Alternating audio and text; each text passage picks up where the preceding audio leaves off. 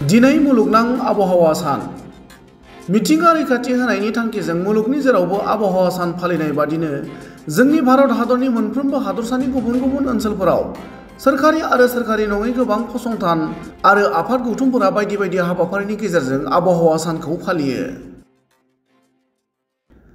बेबादिनो दिनैनि आबहावा सानजों लोब्बा लानानै बिजेपिनि दैदेनगिरि राम दाहाला फरायसा फरायसुलिफोरनि गेजेराव बिफां फुलि राननानै होनायजों लोगोसे लामायाव साइकेल आरो गारि मटर सालायनाय बिथिंनि मोनसे बाखनायजाथाव सांग्रांथियारि एबा एवारनेस आरो गावखौ जोथोन लानायनि सायाव हाबाफारि लायो।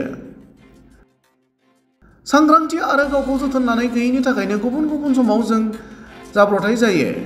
बेखौ नोजोर होनानै लामानि जाब्रथायखौ गैयै खालामनाय थांखियै दिनै बाक्सा जिल्ला बिजेपिनि बारग' आफादगिरि एबा हादरसा बिजेपिनि मावफुं सोद्रोमा राम दाहाला बाक्सा जिल्लानि माखासे फरायसालि आरो कलेजाव हाबनानै बिफां फुलि रानना होनायजों लोगोसे सांग्रांथियारि आरो गावखौ जोथोन लानायनि सायाव हाबाफारि लायो। বিশ্ব পৰিৱেশ দিৱসত মানে আমি আজি বিশেষকৈ আমাৰ মানুহ গঢ় লোৱা ঠাই হ'ল শিক্ষা অনুষ্ঠান। এই শিক্ষা অনুষ্ঠানত আহি পেলাই গছ পুলি একোটাকৈ দি পেলাই মানে আজি মই চবকে দিব নোৱাৰিলোঁ, প্ৰিন্সিপালক আৰু ছাত্ৰক একোটাকৈ গছ পুলি দি এই বিশ্ব পৰিৱেশ দিৱসত লগত সংগতি ৰাখি লগতে আৰু এটা মোৰ কাৰ্যক্ৰম এটা আছিলে।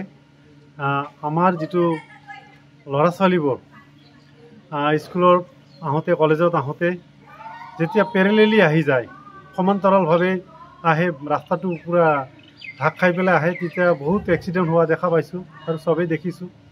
আৰু বেলেগ বেলেগকৈ ধৰণৰ এক্সিডেণ্ট নিজাববীয়াকৈ এক্সিডেণ্ট হয়।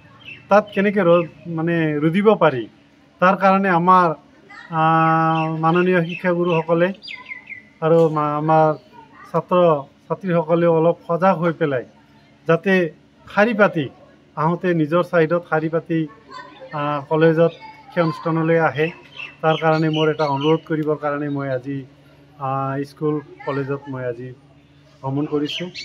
আৰু মোৰ এটা অনুৰোধ থাকিল, মোৰ মাননীয় শিক্ষাগুৰুসকলকো মোৰ অনুৰোধ থাকিল যে যাতে আপোনালোকেও পৰৱৰ্তী দিনত সজাগতা কৰাই পেলাই তেওঁলোকৰ জীৱনৰ প্ৰতি অকণমান এটা সজাগতা কৰাই তেখেতসকলক বচাবৰ কাৰণেও এটা প্ৰচেষ্টা লয়। লগতে এটা অনুশীলনো হয়। সেইকাৰণে মই অলপ আজি আহিছোঁ। আৰু এটা কথা, আৰু আজিকালি ছাত্ৰ আৰু শিক্ষাগুৰুসকলৰ মাজৰ যিটো ডিফাৰেঞ্চ, বিৰাট ডিফাৰেঞ্চ হৈ গ'ল। আগৰ দিনত আমাৰ দিনত আমি ছাতি এটা ল'লেও, ছাতি লৈ যাওঁতেও শিক্ষাগুৰুক দেখা পালে আমি ছাতিটো নামাইছিলোঁ বা জপাইছিলোঁ।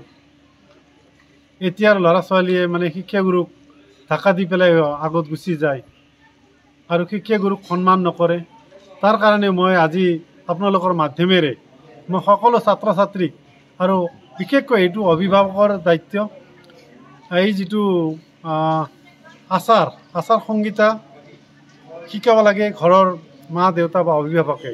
সেইটো যাতে সকলো আমাৰ অসমৰ অভিভাৱকসকলে যাতে এইটো এটা নীতি শিক্ষা দি পেলাই ছাত্ৰ ছাত্ৰীসকলক যাতে শিক্ষাগুৰুক কেনেকৈ ব্যৱহাৰ কৰিব লাগে, মা দেউতাক কেনেকৈ ব্যৱহাৰ কৰিব লাগে, এইটো যাতে অভিভাৱকে এইটো দায়িত্ব পালন কৰে। তাৰ কাৰণে আপোনালোকৰ এইটো আজি মই মোৰ ওচৰৰে শিক্ষা অনুষ্ঠানবোৰত মই কৰি আছোঁ।